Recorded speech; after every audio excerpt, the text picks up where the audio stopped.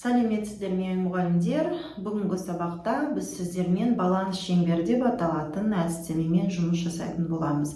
Біз көбінесе өзіміздің өміріміз жайлы ойлана бермейді екенбіз. Яғни қай бағытқа жүріп бара жатырмыз, қандай қадамдар жасап жатырмыз, ал кейде осы туралы нақтырақ және тереңірек ойлауға тура келеді екен, және де жасау керек екен соны.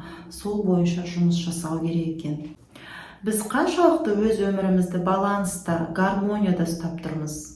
Ал бүгінгі біздің жасалатын баланс шеңбері деп аталатын техника өзі аты айтып тұрғандай өмірімізді баланста ұстауды бізге үйретеді және жасап көреміз. Осы техниканы дұрыстап жасап үйреніп алсаңыз, сіз өмірде қайда кетіп бара жатырсыз, қалай қарай жүру керек, қандай қадамдар жасау керек екенін бір жүйелеп жазып аласыз. Және де бұл баланс шеңбері техникасын жылына бір рет, яғни 6 айда бір, тағы да 6 айда бір жасап отырғаны ұсынылады. Сонымен баланс шеңбері бірнеше бөліктен тұрады. Сіз қолыңызға А4 қағазын алып, шеңбер сызасыз. Ол шеңберді алдымен 4 бөлікке, одан кейін тағы да 4 бөлікке бөлесіз. Сонымен баланс шеңбері бірнеше бөліктен тұрады. Біз сіздермен сіздің өміріңізде қаржы мәселесі қандай деңгейде, карьера, яғни қызметіңіз, міне қаржы мәселесі, карьера, сіздің жұмысыңыз, қызметіңіз қаншалықты деңгейде өсіп жатыр ма, өспей жатыр ма, өзіндік дамуға қаншалықты көңіл бөлесіз, өзіңіздің жеке тұлға ретінде дамуыңызға қанша көңіл бөлесіз, белгілейсіз. Отбасыңыз, енді отбасында маңызды бөлік деп есептесек, отбасыңызға қаншалықты деңгейде күш қуатыңызды жіберіп жатырсыз. Денсаулығыңыз, денсаулықта ең басты шкала деп есептеймін, сектор деп, денсаулықты да, мысалы, қаншалықты сіз денсаулығыңызға күш қуат бөліп, қаншалықты сауатты түрде денсаулығыңызды жүргізіп жүрсіз, сол жайында қарастырыңыз. Сізді қоршаған достарыңыз, сіздің айналаңыздағы адамдармен қарым-қатынасыңыз, олармен қаншалықты уақыт жұмсайсыз, солардың қаншалықты достарыңызбен қарым-қатынас жасағаннан ләззат аласыз, міне осының барлығын белгілейсіз. Одан кейін адамның өзінің рухани өсуі, рухани дамуы қаншалықты деңгейде, соны белгілеп қоясыз. Одан кейін адам өз өмірін жарқын, белсенді өмір сүру керек деп айтамыз, бірақ соны қаншалықты біз іске асырып жатырмыз, яғни орысша яркость жизни дейді ғой, яғни соны қаншалықты біз атқарып жүрміз, міне осы баланс шеңберінде белгілейтін боламыз, белгілеп аламыз. Мысалы, сағат тілімен бастайық. Ең бірінші денсаулықтан бастайық. Денсаулықты белгілейтін болсақ, мен мысалы денсаулығыма 6 деп белгілеп қоямын. Әр қарай достарым жайында, достарыммен қарым-қатынасым менің 5 деңгейінде, 5-тік деңгейінде тұр. Отбасым, отношения дейді, отбасылық қарым-қатынасым әрине менің 8 деп қоямын. Әлі де жетіспей тұр, міне көрдіңіздер ме? Және де карьера, профессия, бұл жерде енді кейбір мұғалімдер карьераға қатты көңіл бөледі, ал мен карьераға аса қатты көңіл бөліп жүрген жоқпын. Сол себептен де қалай бар солай белгілеймін. Мен мысалы 6 немесе 5 деуіме болады, енді жарайды 6 деп белгіледім, себебі мен карьера қуып жүрген жоқпын. Мысалы қызметтік салада карьераны онша ұната қоймаймын өзім. Сондықтан мен осылай 6 деп белгі қойдым. Енді финансы, қаржы мәселесі. Маған қаржы мәселесі маңызды, себебі мен отбасын бірінші орынға қоямын.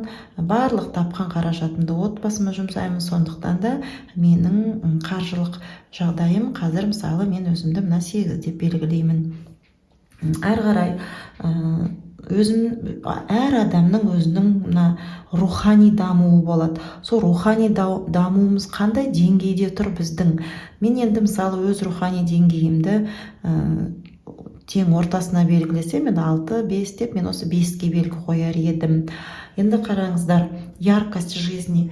Қазір көбіне менде кішкентай балаларыммен жүремін, жұмысым бар, соның өзінде мына өмірімнің белсенді болғанын, өмірімнің жарқын болғанына көп көңіл бөлуге тырысамын, сондықтан да 7-ге қоямын.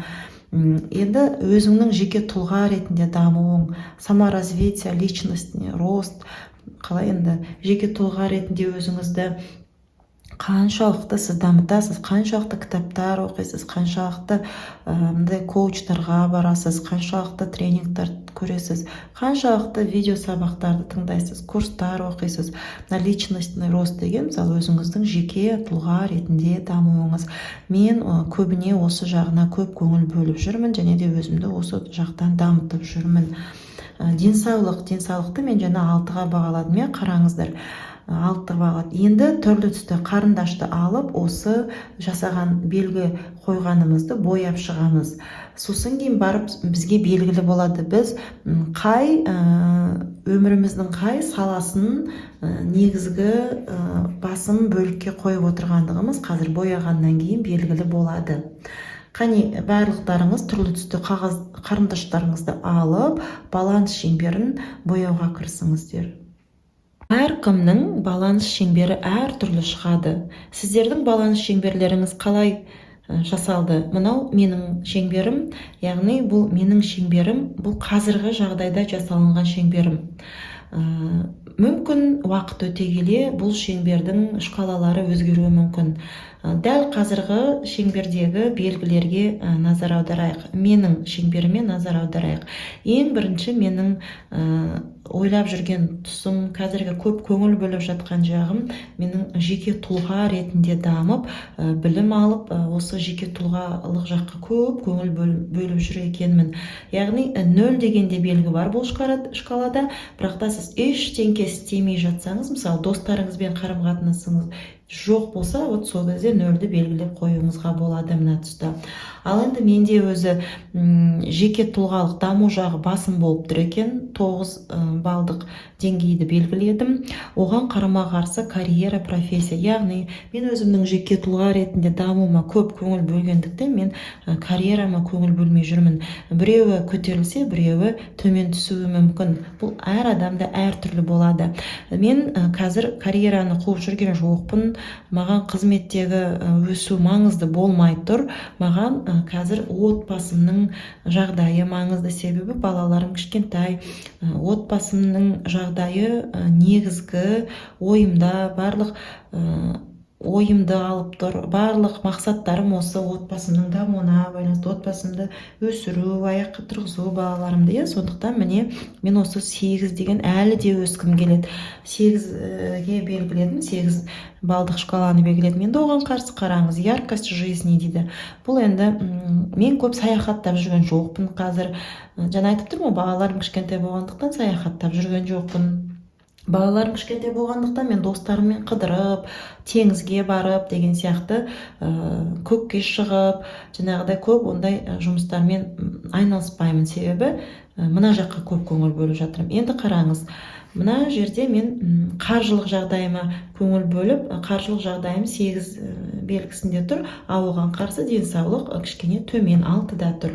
Енді көп адамдар қаржы табамын, жұмыс істеймін деп денсаулығына көп көңіл бөлмей кетеді. Бірақ та мен дегеннен өзім денсаулығыма енді көп көңіл бөлуге тырысамын, бірақ дегенмен де мен әлі 6 деңгейінде тұр екен. Таңертең ерте тұру, су ішу, визуализация жасау, әртүрлі минералдар, баттар, витаминдер ішу, мына осы денсаулығымды 6 деңгейінде ұстап тұр. Қаржы табамын, жұмыс істеймін деп жүрген адамдар денсаулығын түсіріп алуға болмайды. Және де қарасаңыздар, мына жерде менің достарыммен қарым-қатынасым шыны керек тек 5-тік деңгейде тұр. Мен олармен бірге жаңа айтқандай көкке шықпай, қыдырмай, ешқандай балалармен, достарыммен, құрбы-құрдастарыммен көп қарым-қатынас жасап жүрген жоқпын. Оны өзім білемін де, мына осындай белгіге шкаламен белгілеп қойдым. Енді осы достарға қарама қарсы рухани даму. шынында да мен қазір тарихи елді мекендерге бармаймын көп, яғни көп тарихи кітаптар, әдеби кітаптар оқып жүрген жоқпын. Көбіне менің көңілім мына саморазвитие, өзімді өзім дамыту, семьяма баса назар аудару, қаражат табу мәселесі жағында болып жүр. Мысалы оқу орталықтарында күні кешке шейін көп уақыт өткіземін, көп көңіл бөлемін, жарнама жіберемін деген сияқты. Ол жарнамаларды жіберу үшін мысалы мен өзім білім алып мына жағынан дамуым керек. Осы екеуі маған не үшін керек деп ойлаймын? Отбасымды дамыту үшін керек деп ойлаймын. Сол себептен менде осы үш сфера жақсы көтеріліп тұр екен. Бірақ әлі де көтеруге кеңістік бар. Ал енді сіздердің шеңберлеріңіз қалай шықты? Соны үй жұмысы ретінде маған жіберіп қойыңыздар. Тағы да айтам, бұл баланс шеңберді жылына 2 рет, яғни 6 айдан кейін қайтадан жасап отыру керек. Сол кезде мүмкін сіздің шеңберіңіздегі белгілер басқадай болып өзгеретін шығар. Мүмкін мына жағы төмендеп, керісінше басқа салаларыңыз өсетін шығар. Ешқашанда шеңбер толық болып тұрмайды. Бір сала көтерілсе, екінші сала түседі. Бір сала түссе, екінші сала керісінше көтеріледі. Және де мән беретін жағдай бүйтіп қарама-қарсы тұр. Егер сіздің жасаған баланс шеңберіңіз өзіңіздің көңіліңізден шықпаса, яғни өміріңізге, қазіргі жағдайыңызға көңіліңіз толмаса, онда не істеу керек? Онда сіз баланс шеңберін толық баланста болатындай қылып қайтадан жасап шығуыңыз керек. Өз ойыңызша жасап шығуыңыз керек. Онда сіз алдын ала жасап, бояп аласыз, сосын сол бойынша жұмыс жасайсыз. Яғни қандай қадамдар жасайсыз? Карьераны көтеру үшін қандай қадамдар жасайсыз? Қаражатыңызды көтеру үшін қандай жұмыстар атқарасыз? Рухани даму үшін не істейсіз? Қай жерлерге барасыз? Қандай кітаптар оқисыз, қандай кинолар көресіз, қандай ақын жазушылармен кездесесіз, әрі қарай өміріңіздің жарқын болу үшін қайда саяхаттайсыз, шетелге барасыз, қай жерге барасыз, теңізге барасыз ба, басқа мемлекетке барасыз ба, соның барлығы, немесе қандай белсенді өмір көрсіз, біреуге қоғамдық ұйымға мүше болып кіресіз ба, әлде жетім балаларға көмектесесіз бе, өзіңіздің белсенділігіңізді қай жерден көрсетесіз, соны жоспарлап қойыңыз да бояп қойыңыз. Өзіңіздің жеке тұлғалық дамуыңызды қай жерге шейін дамытамын деп дамытқыңыз келеді, бояп қойыңыз. Денсаулығыңызды қай мөлшерде болғанын қалайсыз? Әрине денсаулықтың оң болғаны жақсы, соны белгілеп алыңыз. Достарыңызбен қарым-қатынасыңыз қандай, соның барлығын белгілеп аласыз. Яғни сіз бірінші үлгідегі кем тұстарыңызды білдіңіз. Енді екінші үлгіде сіз сол бірінші үлгідегі кем тұстарыңызды көтеріп жасайсыз, жаңадан жасайсыз. Сонда сіз қай бағытта жүресіз, қайда қадам жасайсыз, қай жаққа басым назар аудару керек екенін білесіз. Сіз енді қалай жүресіз, қандай тұстарыңызды көтересіз, соны жаңа үлгісін жасап, ескі үлгісінде, ескі емес, бірінші жасаған үлгісінде, жаңа үлгісінде жасап порталға жүктеңіз, болмаса менің жекеме жіберіңіз, үй тапсырмаларыңызды тексереміз. Сонымен біз өзіміздің өмірімізге баланс шеңберін жасау арқылы қай бағытымыз кем болып жатыр, қай бағытымызды дамыту керек екеніне талдау жасадық. Және де қалай қарай қадам басамыз, қалай жүреміз, сол жайында жоспар құруға жаңа баланс шеңберін әзірлейміз. Ол бізге қай жаққа жүру керек екеніне, қалай бағдар жасау керек екеніне үлгі болады, яғни бағдаршам болады. Сонымен іске сәт мұғалімдер, үй тапсырмасын күтемін.